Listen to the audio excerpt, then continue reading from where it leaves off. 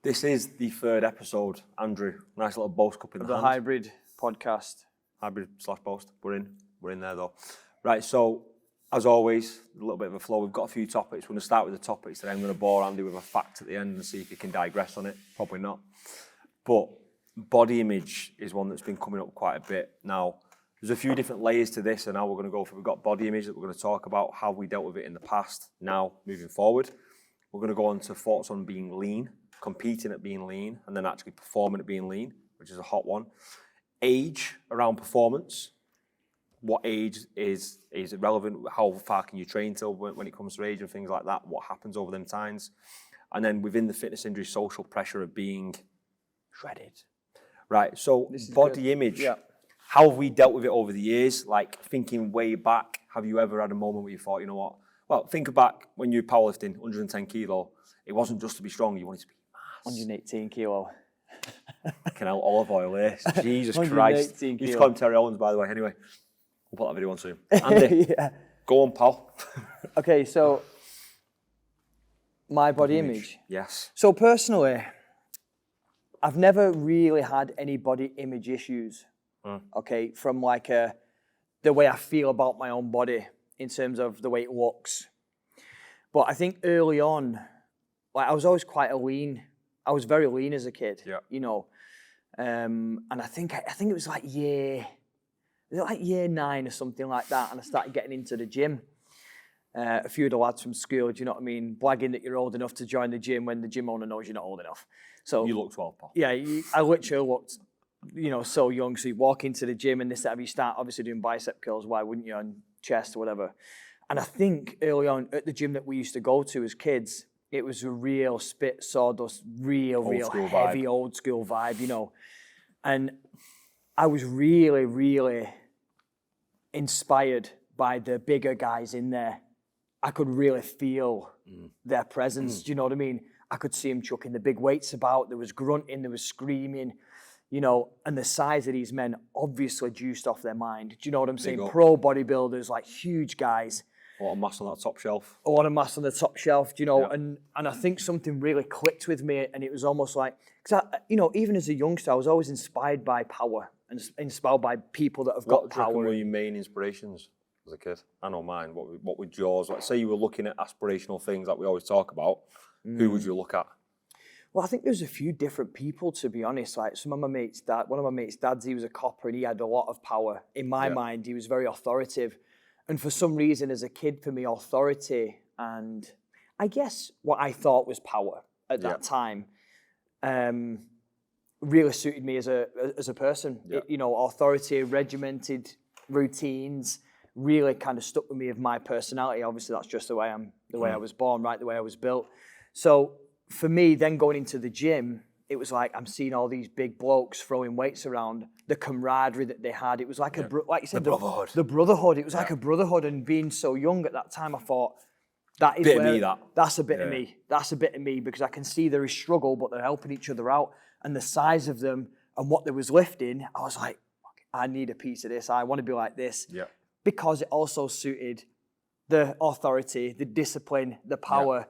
It all kind of tied into one. So for me, to go down that avenue of being big and strong really suited everything else that I liked as well, with, you know, the power and discipline, etc. So, you know, linking it back to body image, I think that in them early days, for me to get bigger in size and show strength in the gym, for me, it wasn't really a body image thing. It was like a very much, I'm just going to get as big as I can and as strong as I can, because that's powerful. Yeah. It shows discipline. It shows regimented, you know. Yeah. So for me, it wasn't like, there was obviously a visual representation that I wanted to look like, but it wasn't through what a usual person might think of this conversation. And insecurity. I feel like I need to sort that. I don't feel like this. I don't feel like this. It was more like, I want to be big and strong because I want to. It's more aspirational than like reflect on where you're at. And that's why I wasn't bothered about the way I looked when I was at 118 kilos. Like, I had a lot of body fat. Still abs, lad. Yeah, right? Well, I had a lot of body fat. You know, I still had a fairly thick ab wall, to be fair. But, you know, this is why when I was at my heaviest, it never bothered me in terms of like, shit, I look a bit big here, and or I'm a bit fat here or whatever. It was like, look at my numbers that I'm What was the lifting. goal? Yeah, exactly. Yeah, the goal for me was to be strong and So it doesn't strength. matter if there's a little bit here. And two for Tuesdays. Two for on Tuesdays Domino's. on Domino's. You know, it didn't really bother me that at all. And I'm sure everyone has an opinion, but you know, nobody's opinion or thought process ever bothered me with the way I looked, because it was all for that purpose of power and strength. And I was like, I'm cool with this, it's fine. There's an element of that, I think you just touched on it then, where you're looking at other people's, maybe parents or whatever it is, people you see in the gym. Like, I definitely had that for sure. Like, I lived on my ones with my mum all the way through, so don't know, sick role model anyway. But you take elements of that, but still, as a lad, there's always like a male role model you want and you always kind of look for. And I was very lucky. I've got a big group of mates and that who all dads were fucking boss as well. Like, I'm very driven, not necessarily just from a physical point. I wouldn't say any from a physical standpoint where it's like, right, he's stacked. That's a bit of me. Yeah. But the kind of drive and the kind of way these people are, it's kind of infectious, like we always say, and you wanted to be a part of. Like, I have family members which I kind of looked up to and things like that. Well, of course, I'm not surrounded by no males. But it's like very much, I went searching for other role models, and I've got quite a lot of role models and did have. Yeah, and there's a lot of different ways I can get that. But I think surely from a physical standpoint as well, there are elements of, well, you look at other people in the gym, other people around you, other people doing certain things, like, right, I'm tapping into a bit of that, because that's all a bit of me. But I think the biggest one I ever got was, I know we're talking about body image, but the thing I kind of picked up was the work ethic side of things, routine, habit. Because a lot of these blokes did the exact same thing day in, day out, and they were very successful in what they do, which is the biggest thing.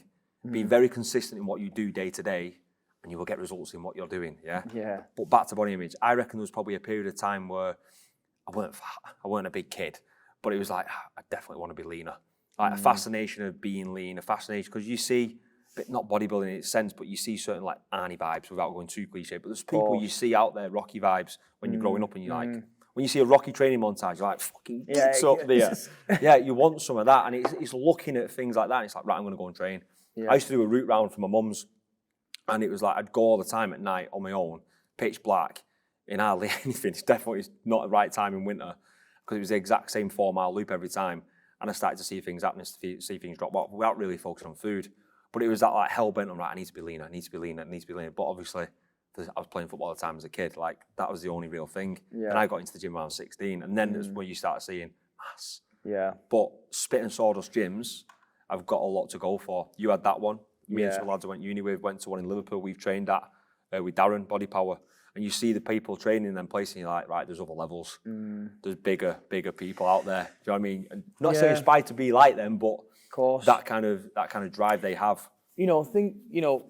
With this body image thing, I think for me, it's a representation of much more than just of how you look. So would I say I'm body conscious? Well, yes, I am actually. It's like, do I care about the way I look? Well, yes, but because for me, it represents my discipline. It represents character. My power. Yeah, exactly. It represents me as a man.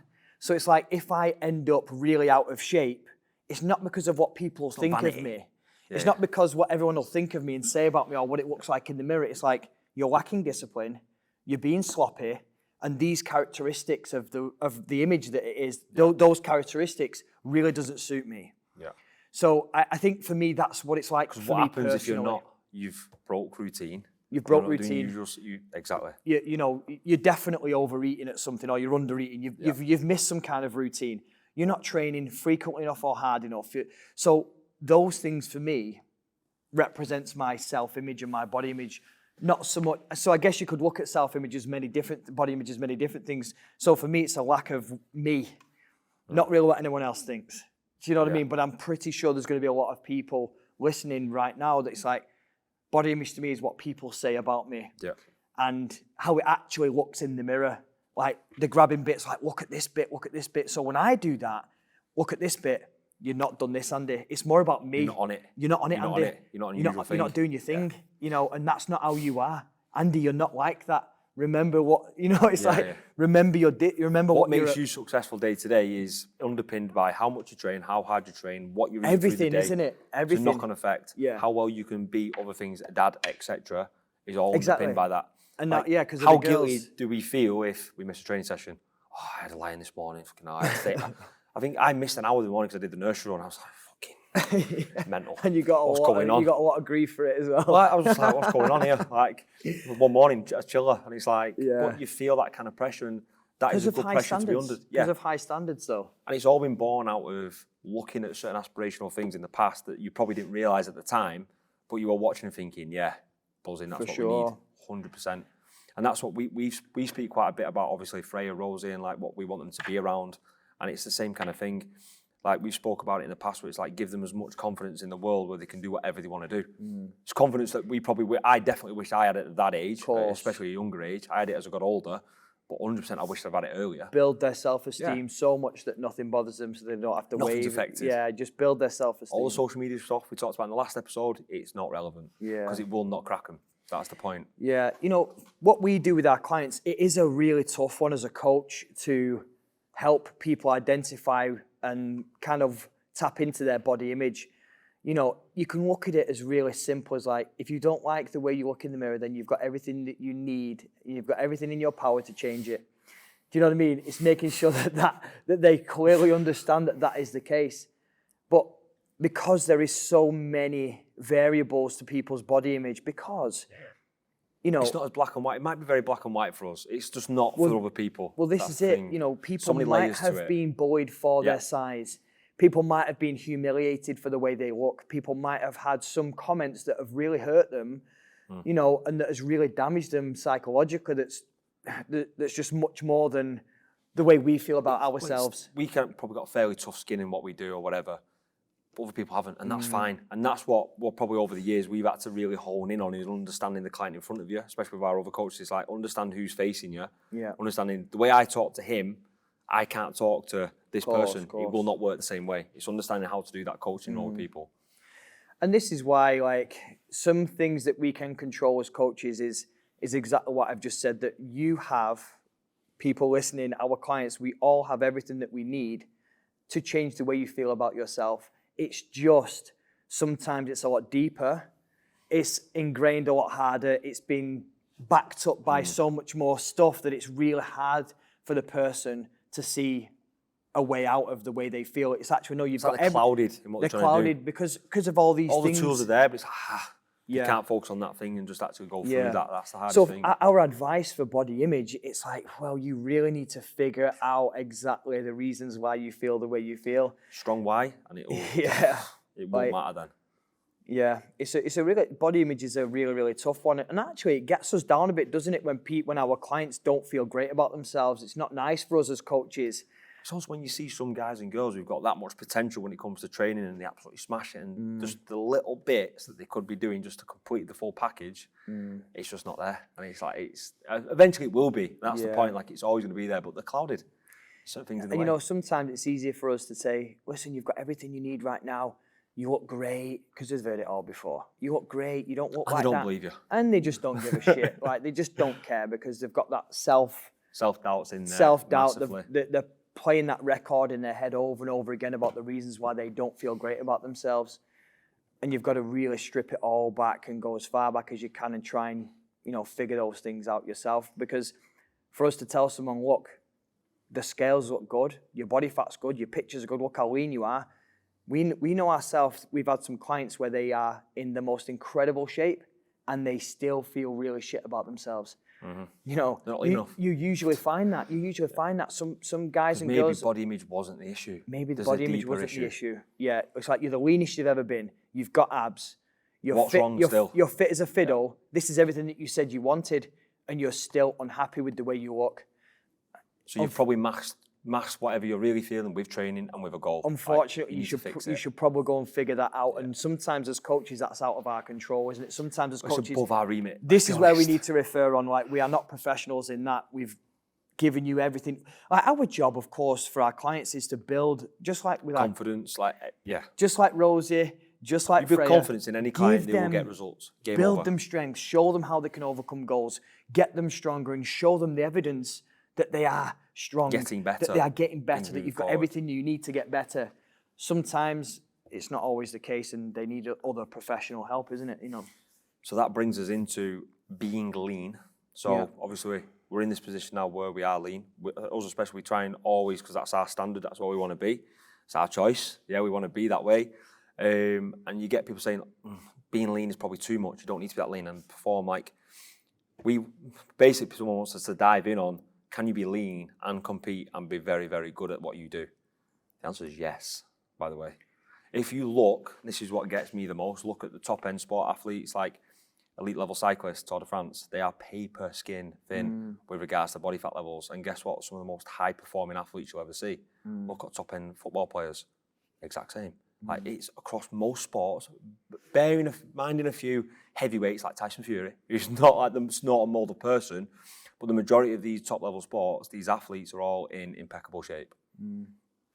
Peeled a lot of the time. And guess what? They're the best at what they do. Yeah. Madness. Yeah. So it's very dangerous. Sometimes people probably don't see it from the right angle. Fueling for performance, etc. For sure, all these people who are in this condition fuel for performance.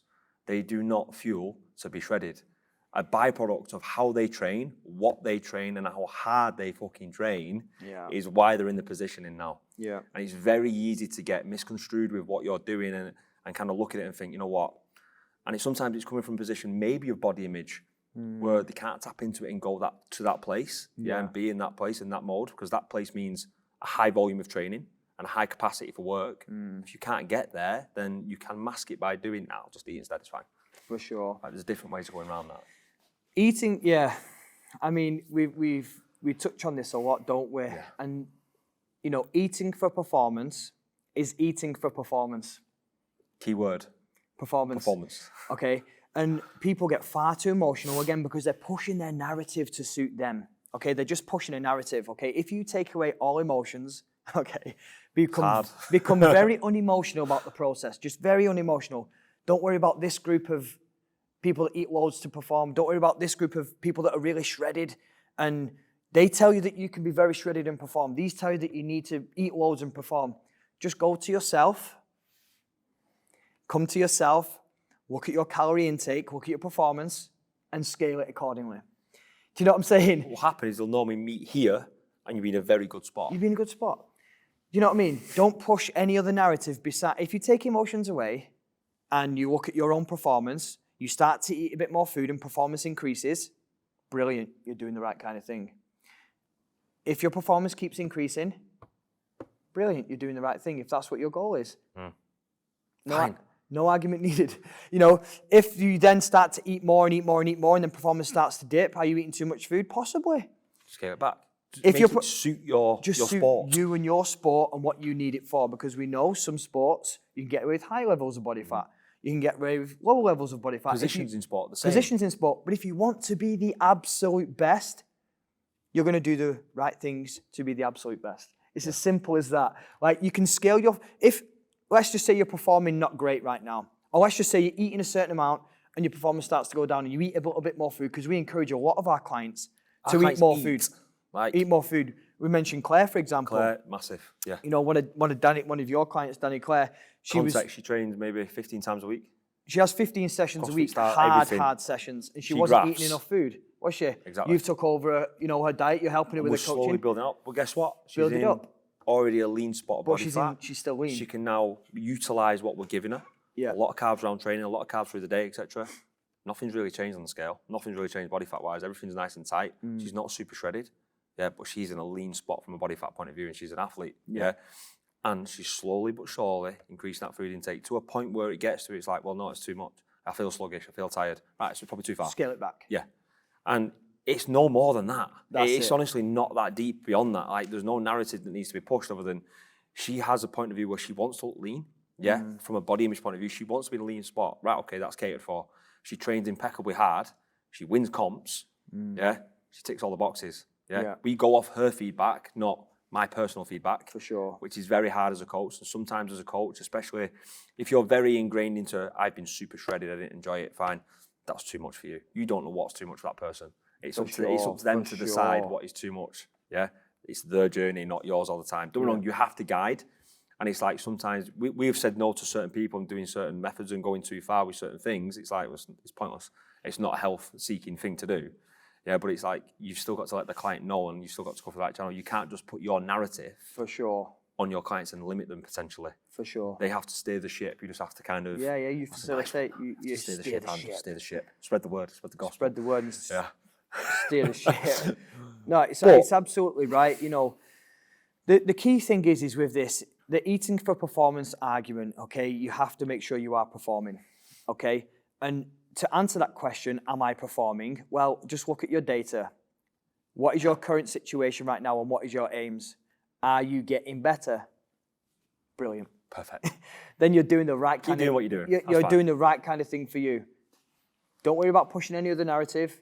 Just eat your food and get better. Train fucking hard. Train hard and eat your food. And you know what? If your performance is increasing and your food's increasing, brilliant. You are doing exactly the right thing. Ride that wave. Just keep going 100%. And keep going and keep going. But, you know, progression and calories are not on the same trajectory. And it's never infinite linear because no. It's a lot of food, pal. They're just not correlated. Yeah. You know, I wish it was because I can put away some food, right? You know, we always used to have the argument of, you know, your muscle mass isn't correlated to your calories directly. It's not a direct correlation because otherwise you'd see a lot of stacked people. Yeah, you know, you'd see a lot of people with a lot of muscle mass with the amount of calories that they eat. So there is going to be a point in the calorie build-up, if this is what you're doing, there's going to be a point in your calories where actually this is the right spot. Anything over that is going to become quite useless. And you just maybe eating just for the sake of it because you want to push your narrative a bit harder. You know, it's like you just want to push that narrative of eating for performance. Well, there's probably a sweet spot here that you could get away with energy, productivity, workouts, getting the most out of it. And if you're smart, you could maybe plan your calories for that workout. What certain days when you've got high laptop work, what do you have for breakfast and why? I take the carbs out. Right. And I reduce my calories because I need to concentrate on work, right? But when there is bigger days, if we're doing double days, guess what happens? Food increases, carbohydrates when the mileage increase. Goes up in the big runs, there's a lot of food. Yeah. And we do that because we are eating for performance. Not just training performance, mental performance, everything. And this is the point. I lower my carbohydrates and I lower my calories so that I can perform better in work. I've got more clarity. That doesn't mean things have gone up. So eating for performance doesn't always mean up. Yeah, it doesn't always mean increase. Yeah. Eat nutrition for performance can go up and it can come down. It doesn't mean that you always eat more to increase performance, right? You change what potentially you're taking in substrates that you're using. Yeah, you change the amounts, you change it on specific days. Some of the best athletes I know, guess what they do? They eat more when they train more, and they eat less when they train less. You know, you look at, you know, they don't just keep eating and eating because it's for performance. 2 rest days, we've got to load up, pal. It's just not the case, you know. But people, like, for the guys that are listening, you know, it's like, see how you feel off eating a bit more food. Does it get better? Yeah. See how you feel off eating a bit less, because there are certain sessions, when you're experienced in training, there are certain sessions where you want to feel a bit fuller, and there are certain sessions where you want to feel a bit more empty. And overall for the day, you might have a certain goal that you want to hit. We've said in the past with runs, haven't we? Like, we naturally prefer not being too heavy in the stomach, because it's the time of day we do it, solely for that reason. Yeah. But we don't want loads of massive portions of food in the morning and then feel groggy, feel tired, and feel sluggish, feel like you need to poo all the way around your run. You want to feel nice and empty, and then it sometimes comes to what you're taking in. Like, we'll take a lot of liquid calories in on certain races because it's just not necessarily needed to really go in on the carb, for example, and have big food. And it's for that reason we decide what we're doing per race, what suits us, and a lot of the time it's anecdotal. We've done it and tried it and performed it. It's always great sometimes to get it from, try this. Yeah, we have tried them all. Right? And this is what suits me the best. This is what keeps this sharp, which is massive when it comes to races and massive when it comes to competing. Is you can be so carved up to the nines and in the best shape ever, but if you're mentally not performing because things aren't lined up the right way, it's fucking irrelevant. Yeah.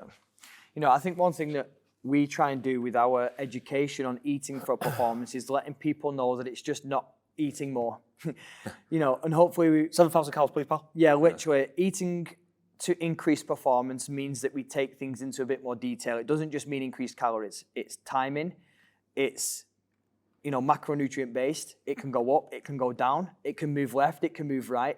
Why? Because you want to increase performance. It's not just, here's a bunch of food that you can eat more of, because this is the narrative we want to push. If you want to really increase your performance, then you should look at all the other things, not just, I'll chuck another 1,000 calories in. That might actually work, for sure, that might actually work. But really, there's a few more things you can do. And then there's what it comes back to is where's your performance markers? Yeah, and just make sure that the performance markers are shifting. So we then go into age and performance. We had a good little chat with this. Peak physical performance, when does it meet? What sort of age is it?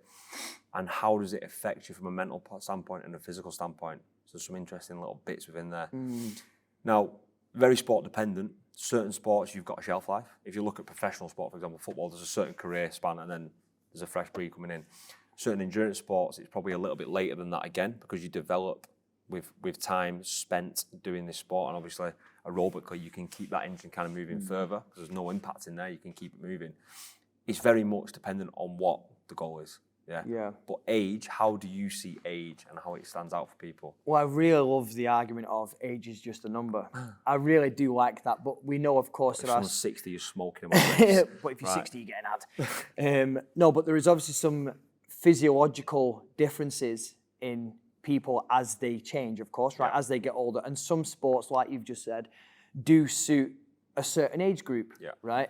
But I think if you break it down in even further, it's like, well, how is that person having to train, and what is the longevity of them and their bodies to be able to suit that goal as well, right? You know, if you've got somebody that's really, really hammering training, really pushing the boundaries hard, you could almost assume that their shelf life in anything is going to go worse. It's going to shorten because they're really pushing hard. Powerlifting.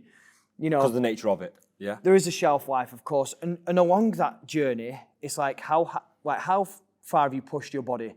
Like really, like joints, ligaments, tendons, muscles, etc. Have you really pounded your body hard?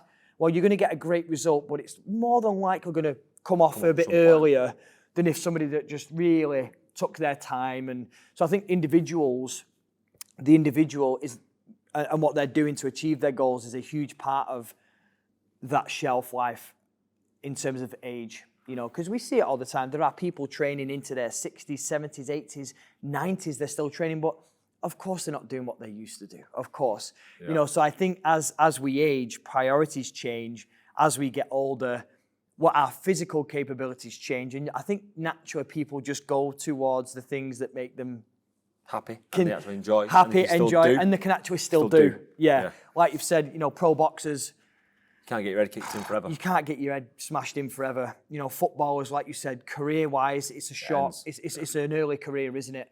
You know, there is obviously outliers. There are people out there that can still do it for longer, but naturally speaking, I think the mental standpoint, I know we talked on this morning as well, is like how people change mentally as they get older. Like the difference in probably yourself as an athlete, myself as an athlete at 20 compared to where we are now, based on what we've done, what you've experienced, what you've competed in, what you've been exposed to, what you've trained around in different circumstances, the way you perform now.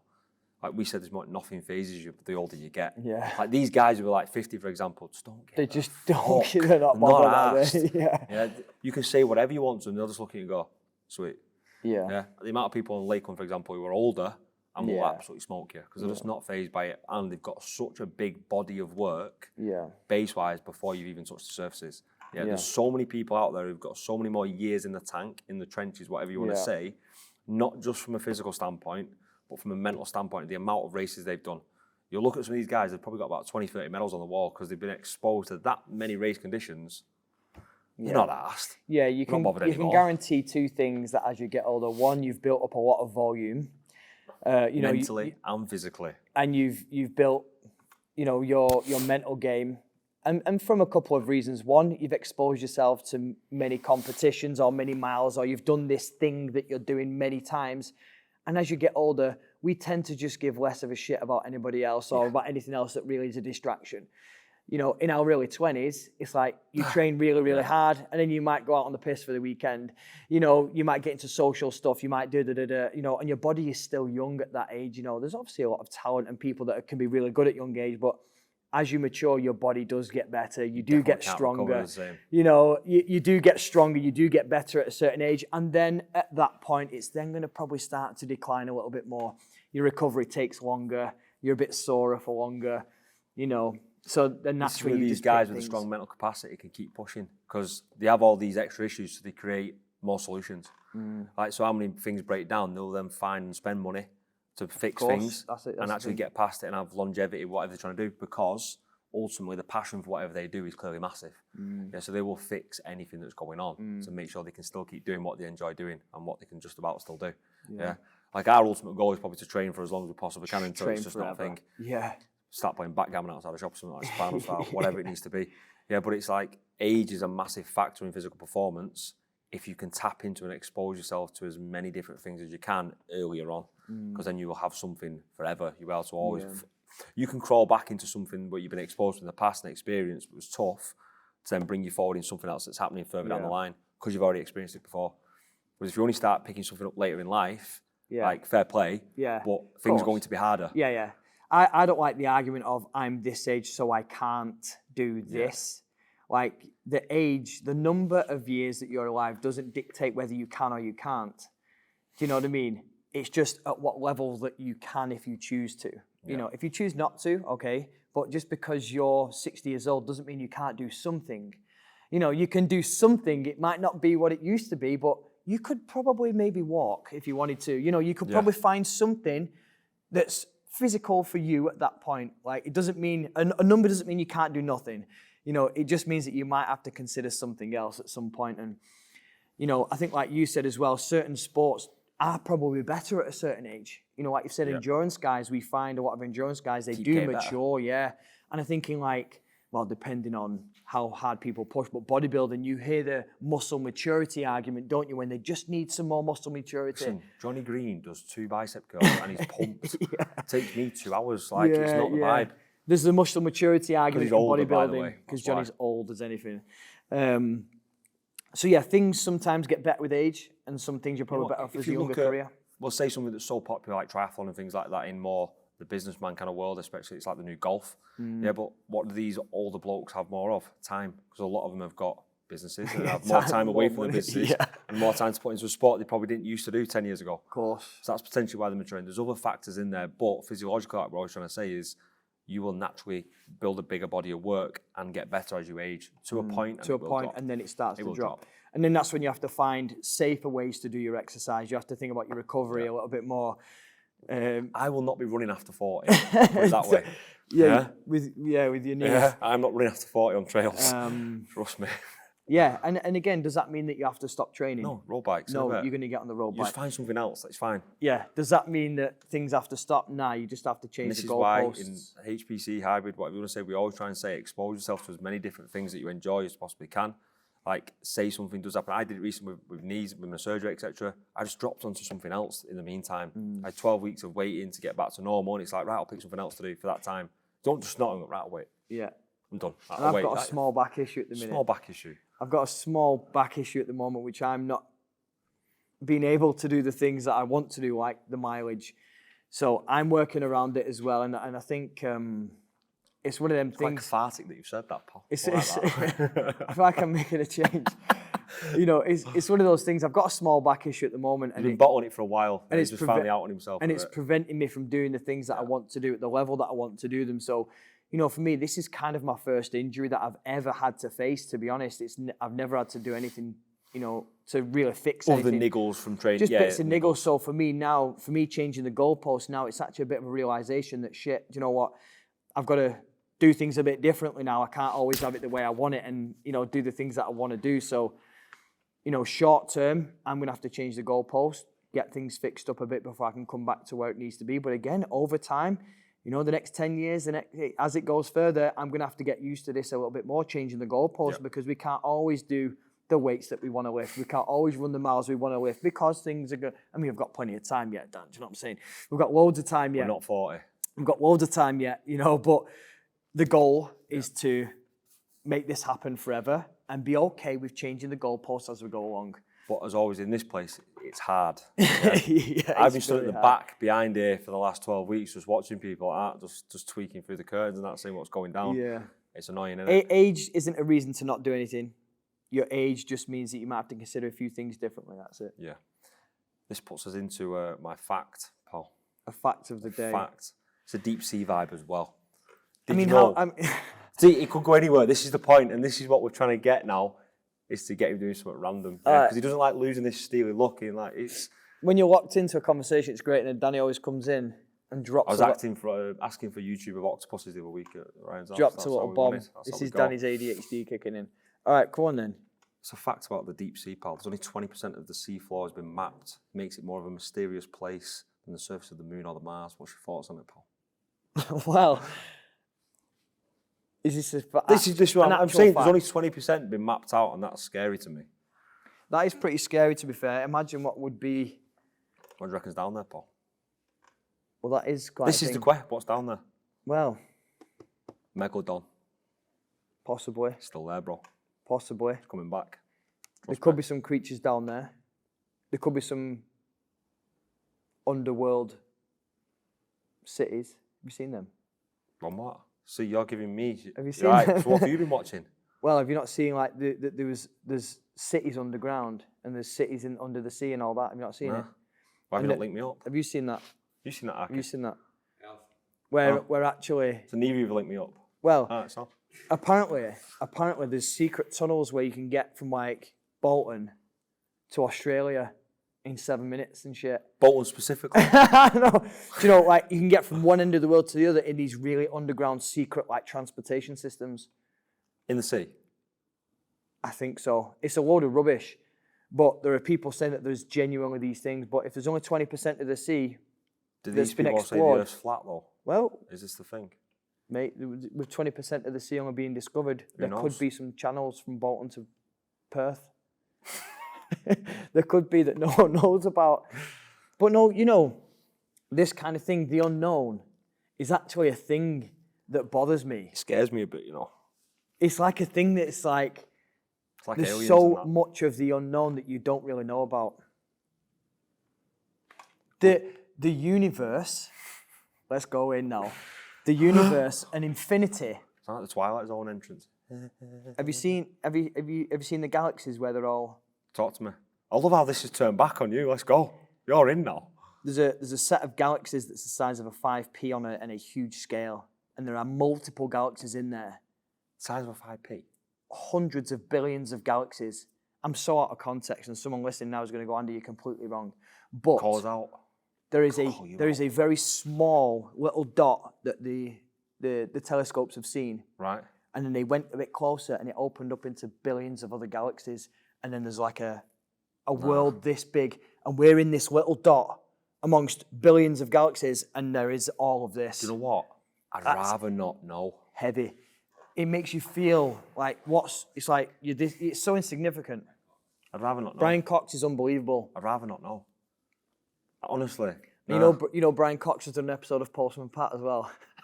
How random is that? Deep sea, 5p galaxies, Freya- and now Postman Pat. My little We're in. girl seems to like Postman Pat. It's a bit mad, you know. And Brian Cox does a version of that. Anyway, Guys, I've enjoyed this episode. If you've enjoyed the episode and you found value in the deep sea dive. in this one, of course, share it with your friends, share it with people who you find would have value in this chat, especially the deep sea issue. And 5p galaxies. we'll see you on the next episode. Bye-bye.